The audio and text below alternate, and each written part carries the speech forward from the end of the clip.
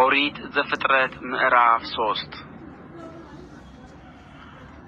እባብም እግዚአብሔር አምላክ ከፈጠረው ከምድር አውሬ ሁሉ ይልቅ ተንኰለኛ ነበር።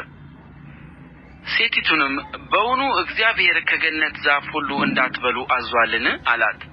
ሴቲቱም ለእባቡ አለችው፣ በገነት ካለው ከዛፉ ፍሬ እንበላለን።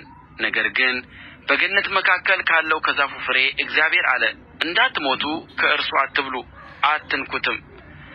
እባቡም ለሴቲቱ አላት፣ ሞትን አትሞቱም። ከእርሷ በበላችሁ ቀን ዓይኖቻችሁ እንዲከፈቱ እንደ እግዚአብሔርም መልካሙንና ክፉን የምታውቁ እንድትሆኑ እግዚአብሔር ስለሚያውቅ ነው እንጂ። ሴቲቱም ዛፉም ለመብላት ያማረ እንደሆነ ለዓይንም እንደሚያስጎመጅ ለጥበብ መልካም እንደሆነ አየች። ከፍሬውም ወሰደችና በላች፣ ለባሏም ደግሞ ሰጠችው፣ እርሱም ከእርሷ ጋር በላ። የሁለቱም ዓይኖች ተከፈቱ፣ እነርሱም ራቁታቸውን እንደሆኑ አወቁ። የበለስንም ቅጠሎች ሰፍተው ለእነርሱ ለራሳቸው ግልድም አደረጉ። እነርሱም ቀኑ በመሸ ጊዜ የእግዚአብሔርን የአምላክን ድምፅ ከገነት ውስጥ ሲመላለስ ሰሙ።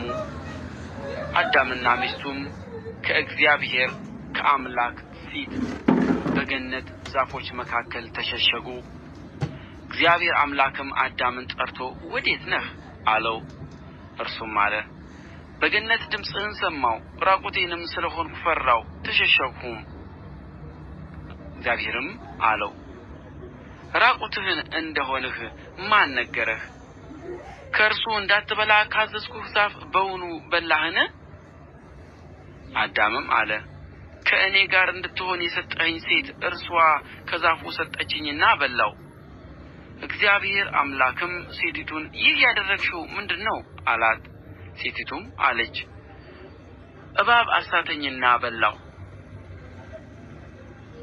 እግዚአብሔር አምላክም እባቡን አለው፣ ይህን ስላደረግህ ከእንስሳት ከምድር አራዊትም ሁሉ ተለይተህ አንተ የተረገምህ ትሆናለህ፣ በሆድህም ትሄዳለህ፣ አፈርንም በሕይወትህ ዘመን ሁሉ ትበላለህ። በአንተና በሴቲቱ መካከል በዘርህና በዘርዋም መካከል ጠላትነትን አደርጋለሁ። እርሱ ራስህን ይቀጠቅጣል፣ አንተም ሰኮናውን ትቀጠቅጣለህ። ለሴቲቱም አለ፣ በፀነስሽ ጊዜ ጭንቅሽን እጅግ አበዛለሁ፣ በጭንቅ ትወልጃለሽ፣ ፈቃድሽም ወደ ባልሽ ይሆናል፣ እርሱም ገዥሽ ይሆናል። አዳምንም አለው፣ የሚስትህን ቃል ሰምተሃልና ከእርሱ እንዳትበላ ካዘዝሁህ ዛፍም በልተሃልና ምድር ከአንተ የተነሣ የተረገመች ትሁን። በሕይወት ዘመንህም ሁሉ በድካምህ ከእርሷ ትበላለህ። እሾህንና አሜከላን ታበቅልብሃለች፣ የምድርንም ቡቃያ ትበላለህ። ወደ ወጣህበትም መሬት እስክትመለስ ድረስ በፊትህ ወዝ እንጀራን ትበላለህ፣ አፈር ነህና ወደ አፈርም ትመለሳለህና። አዳምም ለሚስቱ ሔዋን ብሎ ስም አወጣ፣ የሕያዋን ሁሉ እናት ናትና።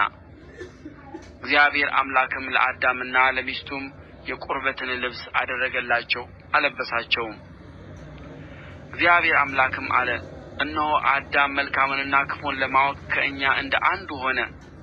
አሁንም እጁን እንዳይዘረጋ ደግሞም ከሕይወት ዛፍ ወስዶ እንዳይበላ ለዘላለምም ሕያው ሆኖ እንዳይኖር፣ ስለዚህ እግዚአብሔር አምላክ ከዔድን ገነት አስወጣው፣ የተገኘበትንም መሬት ያርስ ዘንድ።